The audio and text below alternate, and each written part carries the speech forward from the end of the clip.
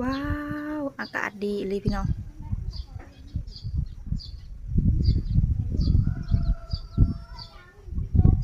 มื้อเช้านี่ฝนตกเงียบมาบัดนี้แดดแจ่มเลยจ้ะพี่น้องว้าวแสงแดดสว่างตาตอนนี้เราก็อาบน้ำแล้วเรียบร้อยพี่น้องยังท่าเอื้อยพี่น้องเอ้ยเพิ่นสิมาสู่ท่าย่างไปพร้อมกันหน้าบ้านน้องไม้ฝนตกมาเลยเขียวพี่น้องหญ้าก็หลายๆบ่ได้เกี่ยวแต่ด้นเลยบ่ได้เกี่ยวลายมืออะไรเกี่ยวหญ้าให้งัวนั่นมักแตงแล้วก็มักถั่วดินเอาน้ำสจิวมาปลูกแต่ว่ามันบ่อยากเป็นพี่น้องมันเหน่าเบิดเครือมักแตงก็ตายไปเลยเบิดเลยฝนหึมลายพี่น้องอันนั้นก็มักริมไม้น้องไม้ปลูกใหม่มันบ่ทันได้เป็นกำลังสิเป็นแต่ว่าอยู่สวนซุ่มใหญ่ๆนะเป็นมากเลยพี่น้องเป็นลายกินกับเอาไว้มาเขียบก็กำลังเป็นเบิดเลยได้ซ้ำหนึ่งเลยนะพี่น้องซ้ำที่สองอันกำลังเป็นอีกพี่น้องเอาสุพลคือสวยแต่เนาะบ้านนี้ยังบ่มาอยู่งัวก็อยู่คอกเบิดเมื่อมานี่เพราะว่าผู้ใดก็ไปซุ่มใหญ่พอใหญ่ก็ไปแล้วก่อนแล้วแต่เสาพี่น้อง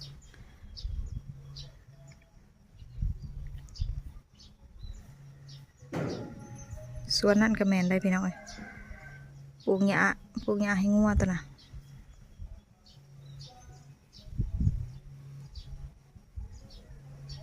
มักถั่วดินมันตายเบิดพี่น้องฝนตกแล้วตายจนเบิดเครื่องมักถั่วอาหารกับน้องไม้ซับให้งัวไปเลยมันบ่เป็นฝนหึมแล้วตาย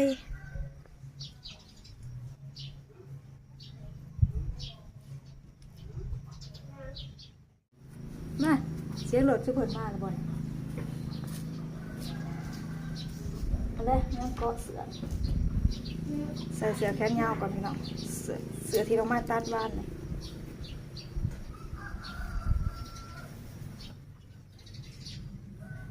นี่เสือคุมเนาะพี่น้องที่ลงมาตัดบ้านธรรมดาลงมาบ่ได้เสือบ้านรถไม่แท้มารถเอื้อยหักกันมาเพื่อนบ้านขี่เสล็กมาผู้ใดไหนเนาะน้องคือว่าแพรมาให้แม่ไหนปลาทิวเหรอนี่หลอกอย่างดีเลยพี่น้องปิดคอเอาแพรมาให้แม่เลยก็แพรผ่านบาให้แม่สีเขียวเนาะมาห้ามอยู่ในพ่อเด้อเงินในถุงนั่นฮะลูกชายมาทำเอาเงิน4,000ในถุงนั่นครับ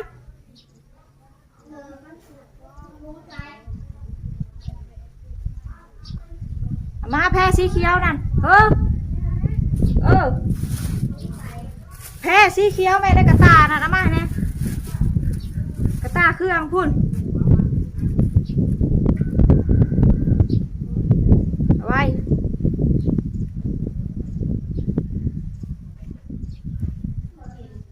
โอ้ยในกระตาเครื่องบ่จักแพรสีเขียวบ่กระตาเครื่องแม่ในนอกค่ะดินี่เป็นคอเจ๊กน้ำไม้แสกหน่อยเดียวแสกพอเป็นลูกหลางพี่น้องเห็นบ่อุ้ยจักแพรสีเขียวบ่ตอนนี้ไปก่อนพี่น้องสระผมยังบ่แห้งตัวได้เลย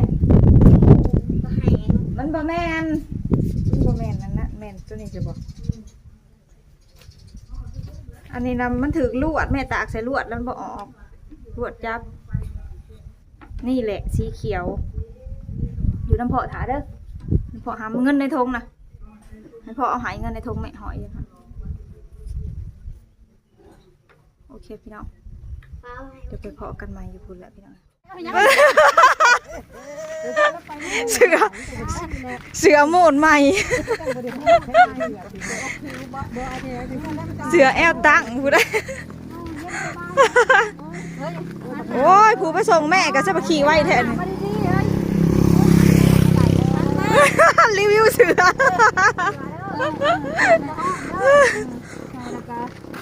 เสือโอปี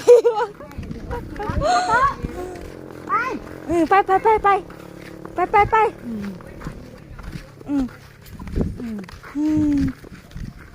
จะกลัว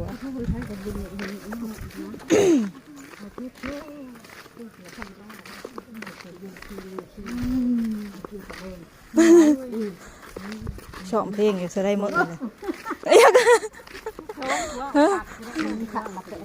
เฮ้ยได้จะย่างได้เอาคนละบิ๊กย่างบ่ได้ละบาทนึงทำเป็นจะขึ้นรถอันซาเล้งน้ำมันตะโกเฮ้ยนี่กับ4 โลบ่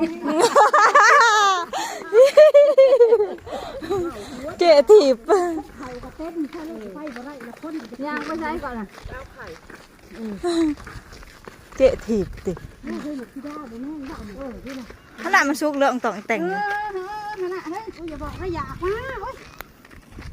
เรือเลยค่ะมาสิจ้ะมันโหมเลยเฮ้ยมาแต่หาเฮ็ดในอันน่ะเด้เฮาแหวกินก็แถวน่ะมีแต่แมงเฮ็ดซะมาปีออกบ่มาขายยังไงโอ้ยบ้านอุดมชัยคือหลายๆแท้เฮ็ดกะให้กระตาบ่ไงมันโคตรขายอยู่ที่โลมื้อน่ะเฮาก็บ่ได้ไปหาเนาะลาดเป็นหันเอาหมดเฮ็ดจะไปคูดเทิงปานใดบ้านซื่นนั่นแหละมื้ออื่นสิไปขุดที่หล่อมื้ออื่นคูดใช่น่ะคูดบอลเฮาไปตะกี้นะไปพี่ก้านี่นะเฮาขี้เงาะย่าง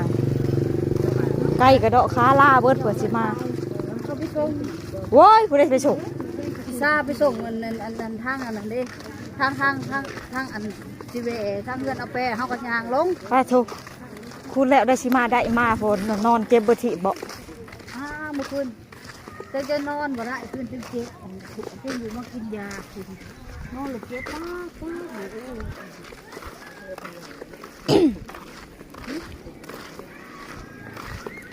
ไปคุดไปยันลูกบ่ได้เฮา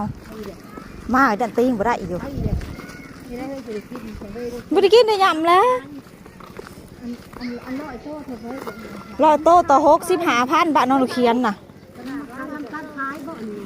ตอนนี้ฮอดเฮือนงานแล้วพี่น้องตลาดใช่ปะ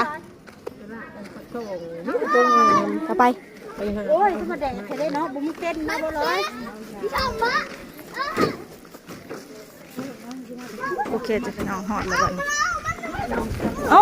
เอาตกเด้อลูกน้าน่ะโอ้มีแต่นิ้วมือเอาถ้วยหน่อยมาสั่งข้าวต้มตัดซีมดูเฮ้ยนี่ถ้วยหน่อยแซ่บเด้อเด้น่ะซีมดูแซ่บแล้วบ่แซ่บแล้วน้ำลายก็น้ำลายเกิดเอาใส่ยุบทันยังเขาจะไว้ตัดมืออื่นเศร้าน้ำมาจักกันย่างอยู่ได้ในกระสอบ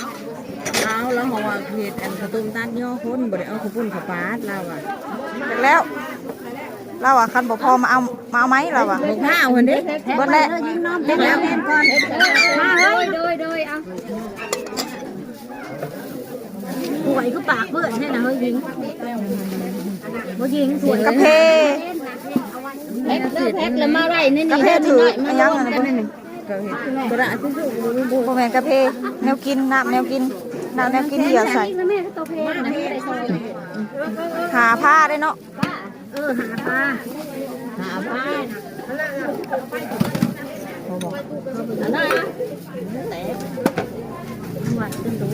เคยถวยจำในนั้นไล่ดอกไม้ใบเท่าไรสองใบเท่าไร12 ใบหนึ่งนะในเฟซนั้นมัดหนึ่งนะ89,000มันถือใบเท่าไรบ้างจะมีตัวถือตัวแพง8,000 ป้ายเนาะ8,000เขาขายในเฟซน่ะดิบ่แล้วเฮ็ดข้าวเพนตัวนี้แบบลายงามๆ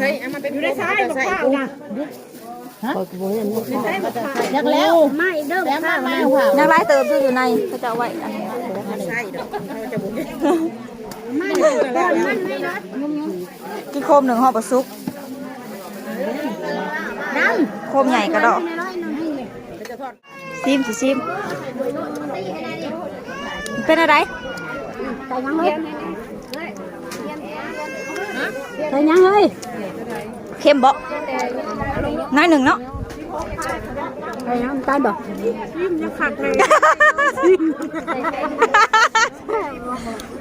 ร้อยทองเป็นเลยเด็กจ้า